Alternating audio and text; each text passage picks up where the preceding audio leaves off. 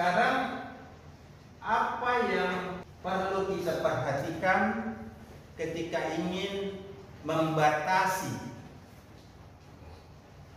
penelitian kita? Ya, kalau saya itu yang pertama, supaya jangan keluar dari jalur ini, kita membatasi penelitian kita itu pertama kita melihat dari fokus penelitian. Ya, lihat fokusnya.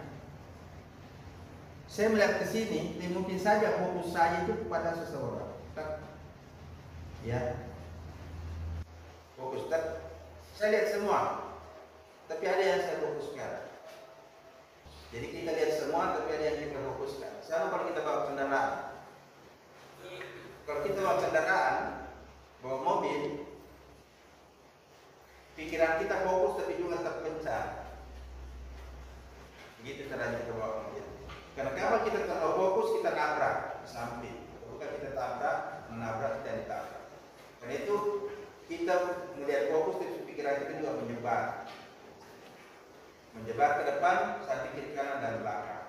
Di samping kita melihat lurus supaya kita tidak bikin jalan baru. Ya. Nah, yang pertama ini fokus, ya. Nanti saya jelaskan apa itu fokus. Yang kedua, teori. Nah, ini teori ini Anda harus pastikan fokus penelitiannya ilmu komunikasi, teorinya teori komunikasi. Bagaimana caranya kita pastikan itu teori komunikasi? Ambil dari buku komunikasi. Ini cara yang gampang.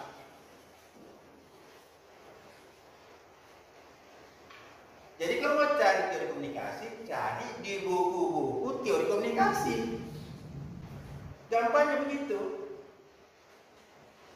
Nah, saya biasanya kalau menguji atau membimbing, kalau saya tanya, apa teorinya? Teorinya adalah disonansi kognitif. Ya. Misalnya dikatakan teorinya, saya gunakan teori disonansi kognitif. Saya tanya, dari mana teorinya Anda dapatkan? Oh, dari bukunya Little John. Lewat. Jadi cara paling gampang kita lolos dari pertanyaan pembimbing atau penguji mengenai teori, kita menuju ke buku pegangan, buku teori bidang ilmu kita. Misalnya ilmu komunikasi pakai Little John atau Western Journal. Komunikasi misalnya budaya, ambil Samopar. Kalau komunikasi massa, ambil bukunya Dennis McQuaid. Begitu Anda sebut itu langsung lewat. Oke, paham ya? Penting ini penting, ya. Yang ketiga, pastikan subjek penelitian. Ya. Kemudian yang keempat, baru objek penelitian.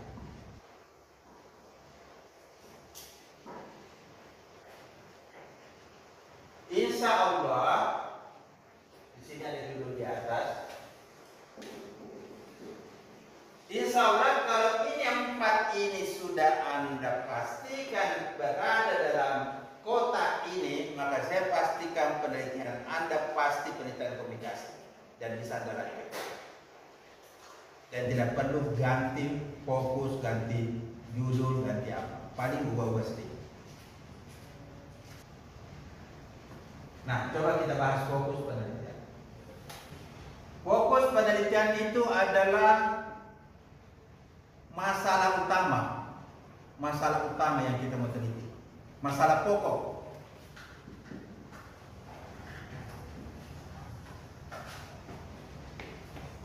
Apa masalah pokok yang Anda mau teliti? Sebenarnya masalah pokok itu dalam ilmu komunikasi itu saya sudah breakdown menjadi 4 kajian. Sistem komunikasi, level komunikasi, paradigma komunikasi, dan tradisi komunikasi. Tapi yang saya akan jelaskan pada hari ini sistem komunikasi. Jadi Anda harus pastikan masalah pokoknya ini berada dalam objek formal komunikasi. Apakah berada dalam sistem yang 11 itu, berada dalam level yang 9, berada dalam paradigma yang 4, atau berada dalam tradisi yang 7. Minimal harus Anda pastikan salah satunya ada di situ. Tapi yang paling bagus kalau 4 ini nanti satu garis lurus. Ya. Antara sistemnya, levelnya, paradigmanya, dan tradisinya itu satu garis lurus. Ya, karena itu yang penting, ya biasanya yang kita utamakan itu fokus dan teori. Paradigma itu tidak ada dalam proposal. Tapi kalau kita paham, itulah ruhnya penelitian. Paradigma. Begitu pula dengan tradisi. Biasanya kita ngikutkan aja ke teori, ya. Karena itu dua hal yang penting, fokus sama dengan teori. Fokus ini nanti sama dengan rumusan masalah. Ya sebenarnya rumusan masalah sama dengan teori. Gampangnya begitu. Fokus sama dengan rumusan masalah sama dengan teori. Kalau rumusan masalahmu bagaimana persepsi, maka otomatis harus pakai teori persepsi. Kalau bagaimana keseimbangan emosi, berarti mungkin teorinya pakai teori disonansi kognitif. Jadi yang pertama harus Anda pastikan fokus penelitian. Ya, fokus adalah masalah pokok yang ingin Anda tinjau. Apa masalah pokok yang Anda tinjau? Cara mengerti fokus penelitian itu kita lihat di judul atau lihat di rumusan masalah. Ya. Misalnya judulnya resepsi penonton dakwah online Ustaz Abdul Somad di channel YouTube. Resepsi penonton dakwah online Ustaz Abdul Somad di channel YouTube. Resepsi penonton dakwah online Ustaz Abdul Somad di channel YouTube. Nah, apa kira-kira fokusnya? Kalau judulnya begitu, kira-kira apa fokusnya? Cara kita mengerti fokus, lihat 1-2 kata yang ada di awal judul. Jadi fokus itu adalah kata-kata kunci yang ada di awal judul. Fokus dapat diletakkan di bagian akhir judul. Jadi kalau judulnya resepsi penonton dakwah online Ustaz Abdul Somad, berarti fokusnya adalah resepsi penonton. Karena dia fokus penelitiannya resepsi penonton, maka harus dia pakai teori resepsi. Jadi mengetahui fokus itu gampangnya kita lihat di judul. Tapi kalau judul tidak paham, wah ini nanti susah juga.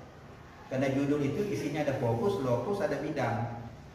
Ya, nanti saya jelaskan pertemuan berikutnya. Tapi intinya fokus itu kita letakkan di awal judul, bagian awal. Oke, jadi kalau kau ditanya apa fokusnya, lihat di awal judul. Jangan kau bilang fokusnya YouTube, oh salah. Fokusnya dakwah Abdul Somad, oh salah. Ya, fokusnya ada di resepsi penonton, berarti ini studi halayak. Karena kalau misalnya Anda ambil isi pesannya Abdul Somad, dia larinya ke studi analisis isi. Padahal fokus penelitian Anda studi halayak. Jangan kita mau meneliti orang penonton baru kita teliti isi pesan, salah.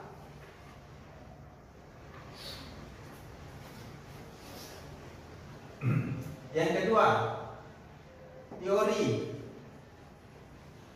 Teori adalah penjelasan mengenai sebuah fenomena yang sudah diteliti oleh para ahli sehingga dirumuskan dalam sebuah kalimat atau dalam sebuah model. Intinya penjelasan fenomena yang didapatkan dari hasil-hasil penelitian. Ini teori. Ya. Di bukunya Little John itu ada sekitar lebih 300 teori. Karena itu sangat aneh kalau ada mahasiswa ilmu komunikasi tidak tahu teori atau salah teorinya. Karena dalam ilmu komunikasi teori banyak sekali. teori disonansi kognitif, teori agenda setting, teori interaksi simbolik, teori atribusi, teori ya. Kita pilih. Teorinya bisa 1, bisa 2, bisa 3. Untuk S1 kita batasi saja teorinya maksimal 2. Ya, biasanya 1. Kenapa pakai 2 teori? Kalau rumus masalahnya 2. Rumus masalahnya 1, besar 2 misalnya ya.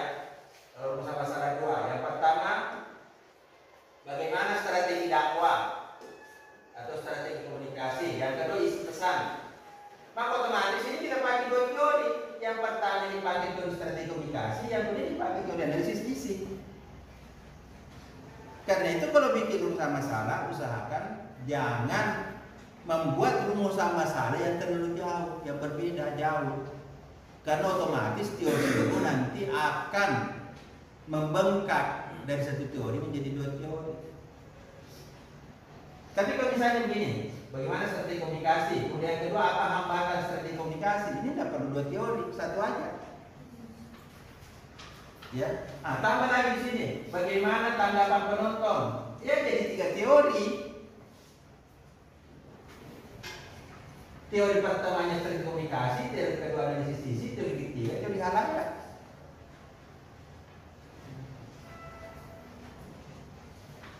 Ini nanti akan kita jelaskan lebih lanjut ya. Kemudian subjek penelitian. Ini banyak yang tidak paham ini. Kalau kita penelitian harus ada subjeknya. Ya. Harus ada subjek dan objeknya. Tidak boleh kita penelitian hanya menjelaskan teori saja panjang lebar dari awal sampai akhir. Karena banyak juga yang saya dapatkan seperti itu. Tidak bisa membedakan mana fenomena, mana teori, mana data, mana subjek objek penelitian. Apa itu subjek? Subjek ini adalah biasa disebut dalam penelitian disebut unit analisis.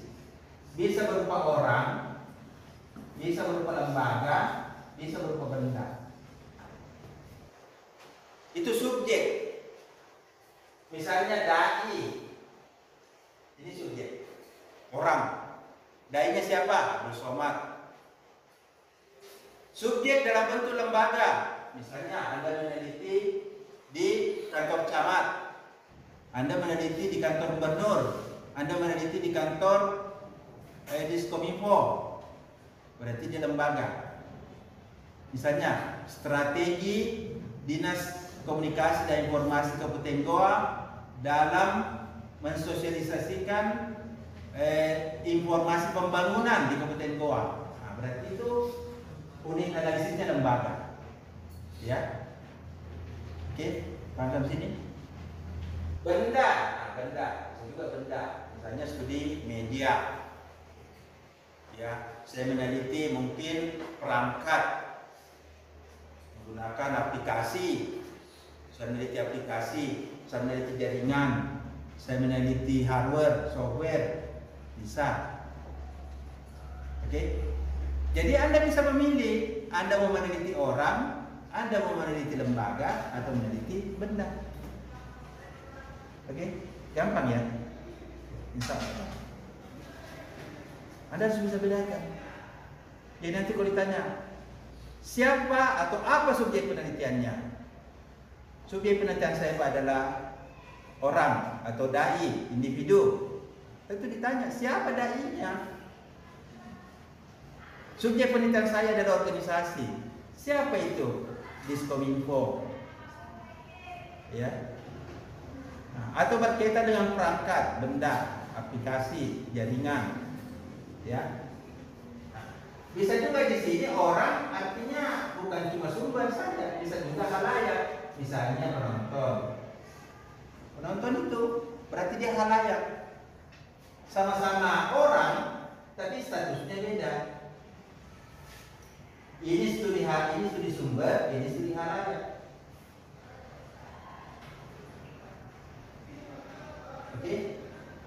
Nah, objek penelitian atau objek penelitian. Objek penelitian adalah keadaan, sifat, karakter, subjek yang diteliti. Keadaannya yang disebut objek. Misalnya, dai. Apa yang semua teliti dai ini? Yang semua teliti ini adalah strategi dakwah. Berarti strategi dakwah itu adalah objek penelitiannya. Subjeknya dai atau orangnya. Oke, silakan. Jadi yang disebut objek penelitian adalah sifat, keadaan atau karakter yang ingin diketahui dari subjek penelitian. Inilah bedanya antara fokus, teori, subjek, dan objek. Fokus adalah pokok masalah, teori adalah penjelasan dari pokok masalah secara teoritik, subjek adalah orang, lembaga, atau benda yang akan kita teliti, objek adalah keadaan, sifat, karakter dari subjek yang kita teliti. Oke, you understand? Bisa bedakan empat ini? Kalau Anda sudah bisa bedakan ini, maka ini sudah merupakan suatu kemajuan yang sangat penting dalam penelitian. Saudara sekalian, kalau Anda sudah paham ini, Anda sudah lulus seminar proposal. Karena sebenarnya intinya seminar proposal itu ini. Ya, intinya seminar proposal itu ini. Ya, kalau Anda sudah bisa menjelaskan empat ini, maka insya Allah Anda sudah lulus seminar proposal. Karena latar belakang sama metode pendekatan itu oke lah. Tapi ini pokoknya ini. Inilah empat ini yang harus Anda masukkan ke sini. Ya, ini yang harus Anda masukkan ke sini. Yang pertama fokus, yang kedua teori, yang ketiga objek, ya, subjek ya, objek subjek. Insya Allah kalau ini sudah tangkap ini ayamnya masuk di kurungan, insya Allah ayamnya tidak lepas. Ya, inilah yang harus Anda masukkan dalam garis batas. Oke, you know, paham ya? Biasanya kalau sudah masuk di sini, walaupun ada perubahannya sedikit sekali, bahkan kemungkinan ada perubahan. Tapi kalau tidak masuk ini, risiko pertama ganti judul, risiko kedua tidak ganti judul, ganti teori, ganti rumusah masalah, ganti subjek penelitian, ganti objek penelitian. Dan jangan dikira ganti teori itu tidak menyusahkan, ganti subjek tidak menyusahkan. Apalagi kalau sudah penelitian. Kalau sudah penelitian, ganti salah satunya harus penelitian ulang. Sudah penelitian, kita mau ganti teori, konsekuensinya penelitian ulang. Sudah penelitian, ganti fokus, konsekuensinya penelitian ulang. Kita sudah penelitian, ganti subjek, konsekuensinya penelitian ulang. Mestinya guru yang diteliti, tapi yang diteliti ternyata siswa. Kan salah. Yang satu sumber mestinya diteliti, yang diteliti ini sasaran. Nah, seringkali saya dapatkan seperti itu. Karena itu kalau Anda memulai penelitian dengan pemahaman yang benar, itu membuat Anda lebih cepat, lebih efektif, lebih efisien. Tapi kalau Anda melakukan proses berulang-ulang, itu yang membuat Anda lama dan membuat energi banyak. Nah, silakan kalau ada yang mau bertanya sebentar sebelum saya lanjut, kalau memang kita masih punya energi. Ya, silakan. Ada yang mau bertanya? Atau menyampaikan sesuatu mengenai ini? Ini penting sekali ini, nah, penting sekali ini.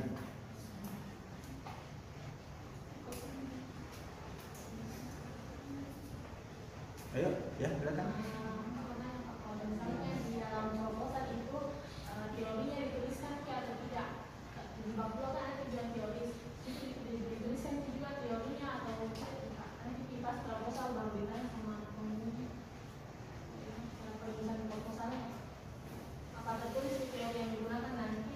Iya. Itu nanti ada cara membuat proposal ya. Skripsi itu minimal 60 halaman, standar saya 65 sampai 70. Isinya proposal itu 3 bab, bab 1, bab 2, bab 3. Bab 1, bab 2, bab 3 itu isinya proposal. Standar saya itu minimal 40 halaman untuk proposal. Bab 1 isinya pendahuluan, latar belakang, fokus, deskripsi fokus, urusan masalah, tinjauan pustaka, tujuan manfaat. Nah, Anda tanya teori.